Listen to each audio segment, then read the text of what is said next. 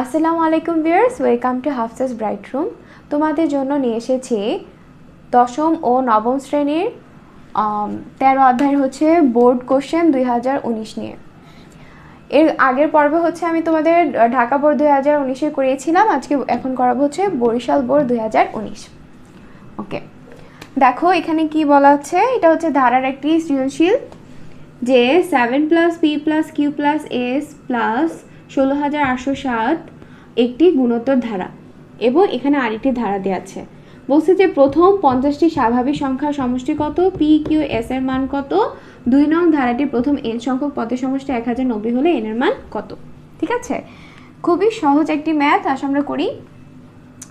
কত কি বলেছে যে প্রথম স্বাভাবিক সংখ্যার সমষ্টি কত, তাহলে আমরা লিখব যে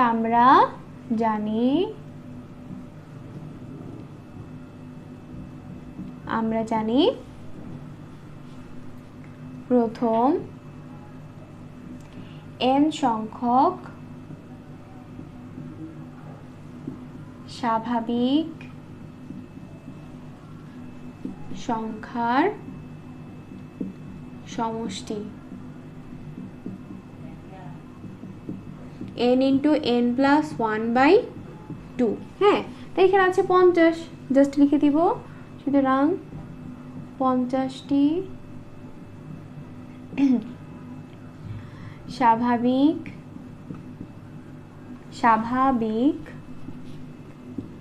সংখ্যার সমষ্টি কি হবে, এখানে জাস্ট 50 দিব। 50 + 1/2, তাহলে কত আছে 25। তাহলে 25 × 51, তাই না?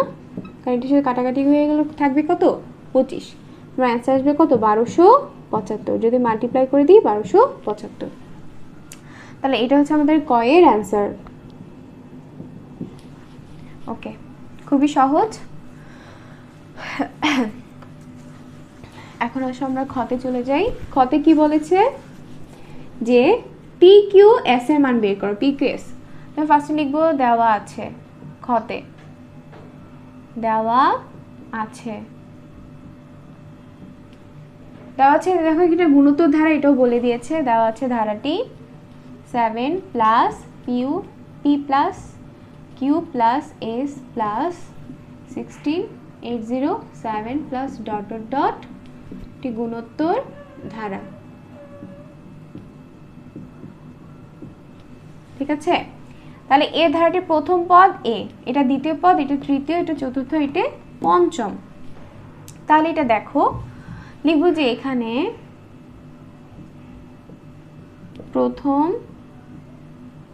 পদ a = 7। তাহলে এটা প্রথম, এটা দ্বিতীয়, তৃতীয়, চতুর্থ, পঞ্চম। তাহলে আমি লিখব যে পঞ্চম পদ। তাহলে পঞ্চম পদ কি হবে, আমরা জানি n তম পদের সূত্র a r⁴ n - 1। তাহলে পঞ্চম আসলে কি আসবে a r⁵ 5 - 1 বা a r⁴ 4। তাহলে দেখো পঞ্চম পদ এটা, আবার পঞ্চম পদ এখানে দেওয়া আছে না। এখন কথা হচ্ছে আমি ঘুরে ফিরে কেন পঞ্চম পদে বের করলাম, দ্বিতীয়, তৃতীয়, চতুর্থ কেন বের করলাম না? কারণ হচ্ছে পঞ্চম পদের মানটা ব্যবহার করে আমি আর এর মানটা বের করতে পারবো। যেহেতু আমার এর মানটা আমার দেওয়া আছে, আর এর মানটা বের করতে পারলে কিন্তু আমি সবগুলো মানই বের করতে পারবো, তাই আমি পঞ্চম পদটি ধরেছি। তারপর দেখো আমি লিখবো প্রশ্ন মতে। প্রশ্ন মতে কি হবে, a r⁴ = কত আসবে 16807।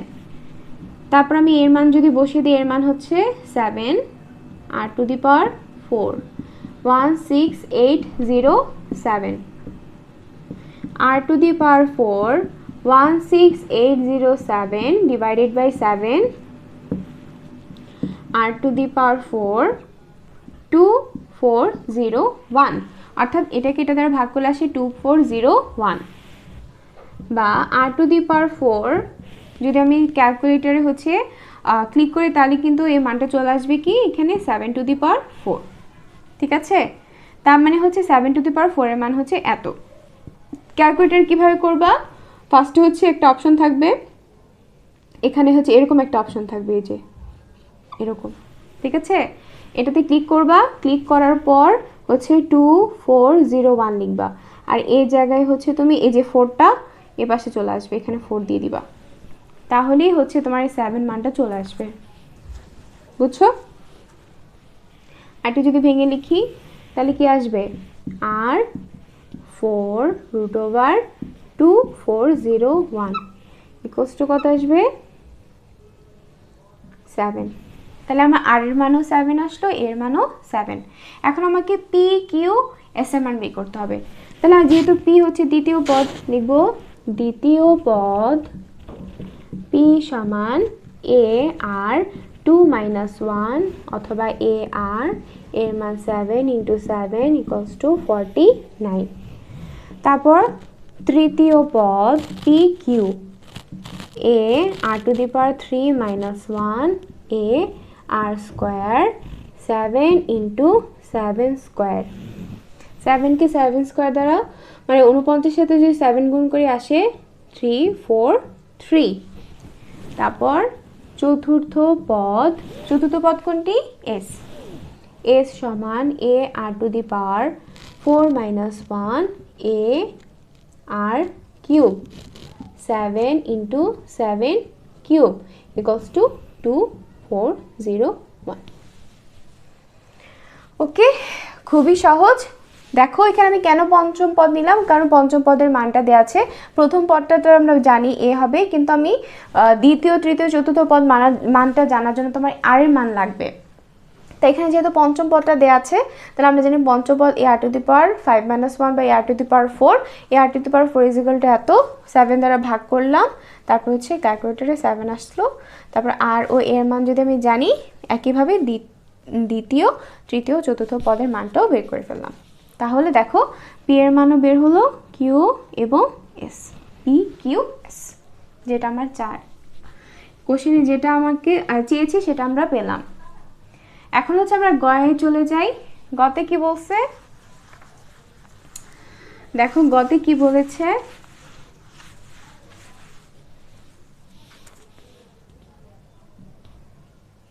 গতে বলেছে 7 + 12 + 17 + 22 ... হ্যাঁ, যে ধারাটির প্রথম n সংখ্যক পদের সমষ্টি এত হলে n এর মান কত। তো ফার্স্টে হচ্ছে আমাকে দেখতে হবে এটা গুণোত্তর নাকি সমান্তর। তো আমি লিখব, দেওয়া আছে ধারাটি হচ্ছে 7 + 12 + 17 + 22। এটা আমাকে আর বলে দেয়নি, হ্যাঁ, গুণোত্তর নাকি সমান্তর। তাহলে দেখো 12কে 7 দ্বারা ভাগ করলে 12/7, মানে 17কে 12 দ্বারা ভাগ করলে 17/12। তার মানে ভাগফল মিলছে না। তা আমাকে কি করতে হবে, বিয়োগ করতে হবে। 12 - 7 5, 17 - 12 5, 22 - 17 এটাও 5। তার মানে সব জায়গায় যখন বিয়োগফলটা সমান আসবে তখন আমাকে বুঝতে হবে এখানে সমান্তর ধারা বলেছে। তো ফার্স্টে হচ্ছে আমি লিখব যে প্রথম পদ a = 7 এবং সাধারণ অন্তর d = 12 - 7 = 5। ঠিক আছে, তো কি বলেছে, ধারাটি n সংখ্যক পদের সমষ্টি 1019 হলে 1090 হলে n এর মান কত। তাই লিখব যে আমরা জানি যে n সংখ্যক পদের সমষ্টি, n সংখ্যক পদের সমষ্টি কি হবে, s n/2 2a + n - 1 × d। দেখো এই সমষ্টি কি দেওয়া আছে না, অলরেডি কত দেওয়া আছে, 1090। তা আমি লিখব যে প্রশ্ন মতে n/2 2a + n - 1 × d কত দিয়ে দিব আমি, 1090। আর কোনো ঝামেলা নেই, এখানে ওরা বলে দিয়েছে সমষ্টি এত, আমি এটা সমষ্টি লিখে দিলাম।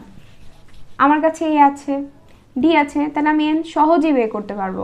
তাহলে আমি n/2 দিলাম, দেওয়ার পর 2 × a এর মান হচ্ছে 7, তারপর n এর মান তো আমি জানি না, আমাকে বের করতে হবে। d এর মান 5 দেয়া আছে, আর এখানে 1090। ঠিক আছে, তারপর দেখো এখানে কি আসে, n by 2 14 5n minus 5 5n minus 5 1090 2টা যদি ওর সাথে মাল্টিপ্লাই হয়ে যায় তখন কি আসে একটু দেখো তো, এখানে 5n আসে আর এখানে 14 থেকে 5 গেলে থাকে 9 প্লাস 19, যেহেতু 14 আগে প্লাস আছে আর হচ্ছে মানে বড় সংখ্যার আগে পজিটিভ আর ছোট সংখ্যার আগে নেগেটিভ, তাহলে বড় সংখ্যার আগে যে সাইনটা থাকবে সেটাই গ্রহণযোগ্য। এখানে থাকবে আমার n আর এখানে হচ্ছে কত 1090 এর সাথে এই দুইটা গুণ হয়ে যাবে, যেহেতু ভাগাকার আছে ওই পাশে গেলে গুণ হয়ে যাবে। তারপর n এর সাথে যদি আমি ব্র্যাকেটটা উঠিয়ে দিই তাহলে n square plus 9n equals to কত আসবে 2180। তারপর দেখো আমি কি করি, এখন হচ্ছে আমার মেইন কাজ হচ্ছে মিডল টার্ম করা, তাহলে 5n square plus 9n minus 2180, তাই না? এখন হচ্ছে এই জিনিসটা আমরা সহজে কিসের মাধ্যমে করতে পারবো, ক্যালকুলেটরের মাধ্যমে। দেখো আমি যদি ভাঙি, মানে মিডল টার্ম মানে কি, প্রথম মানে n স্কয়ারের সাথে যেটা থাকবে এবং লাস্টে যেটার সাথে কোনো n থাকবে না বা কোনো চলক থাকবে না, ওদেরকে আমি গুণ করব। গুণ করার পর এমনভাবে লসাগু করতে হবে যেন যোগ বিয়োগ করলে 9 আসে আর গুণ করলে ওদের গুণফলটা আসে, ঠিক আছে? আর এত কিছু যদি না পারে আমি জাস্ট ক্যালকুলেটরের একটা ইকুয়েশন নামক একটা মোড আছে, ওইখানে যদি তুমি যাও ওইখানে তুমি মানটা বসাই দিবা, দেখবে যে n এর মান চলে আসবে। তাহলে আসে এখানে 109 100n 2180, ঠিক আছে? তাহলে তুমি একটু খেয়াল করো, আমি একটু এখানে আসছি, দেখো এখন এই দুটার মধ্যে কি কমন যায়, n কমন যায়। যদি n কমন যায় তাহলে আমি কি লিখব, n যদি কমন যায়, দেখো এই দুইটার মধ্যে n কমন গেল, n কমন গেল মানে কি আমি সরিয়ে নিয়ে আসলাম, তা থাকে শুধু একটা n, 5 এর সাথে শুধু একটা n থাকে, আর এখান থেকে যদি আমি নিয়ে আসি তাহলে থাকে শুধু 109। তারপর এই দুইটার মধ্যে হচ্ছে আমার 20 কমন যায়, এই দুইটার মধ্যে আমার 20 কমন যায়, সেই জন্য এখানে লিখলাম 20। তো লেখার পর দেখলাম এখানেও 5n থাকে প্লাস 109 ইকুয়ালস টু 0, ঠিক আছে? তারপর দেখো এই দুইটার মধ্যে আবার কি কমন যায়, এটা কমন যায় না, দেখো এই জিনিসটা এখানেও আছে এখানেও আছে, তো আমি লিখলাম 5n প্লাস 109 আর এখানে লিখলাম n মাইনাস 20 ইকুয়ালস টু 0, বা লিখতে ভুলো না, বা অবশ্যই দিতে হবে। তারপর হয় এটা সমান 0 অথবা এটা সমান 0, তাহলে হয় 5n প্লাস 109 ইকুয়ালস টু 0 বা n মাইনাস 20 ইকুয়ালস টু 0। তাহলে 5n ইকুয়ালস টু মাইনাস 109 না, বলো প্লাস পজিটিভ আছে অপর পাশে গেলে নেগেটিভ হয়ে যাবে, তারপর n 109 ভাগ 5 আর এখানে একদম সহজ 20। এখন কথা হচ্ছে n এর মান কখনোই ভগ্নাংশ এবং নেগেটিভ হতে পারবে না, তারপর পজিটিভ মানটা এবং পূর্ণ সংখ্যাটাই আমাকে নিতে হবে, তাহলে n এর মান হচ্ছে কি 20। এটাই হচ্ছে আমাদের অ্যান্সার। তো আজকে তোমাদের করালাম হচ্ছে ধারা থেকে বরিশাল বোর্ড 2019, আশা করি হচ্ছে তোমরা বুঝতে পেরেছো। আর পরবর্তী কোনো সমস্যা থাকলে অবশ্যই আমাকে কমেন্টে জানাবে, আমি তার সমাধান দিয়ে দিব। আর অবশ্যই আমার পাশে থাকবে, আমার চ্যানেলের পাশে থাকবে আর বেশি বেশি সাবস্ক্রাইব করবে। আল্লাহ হাফিজ, আসসালামু আলাইকুম।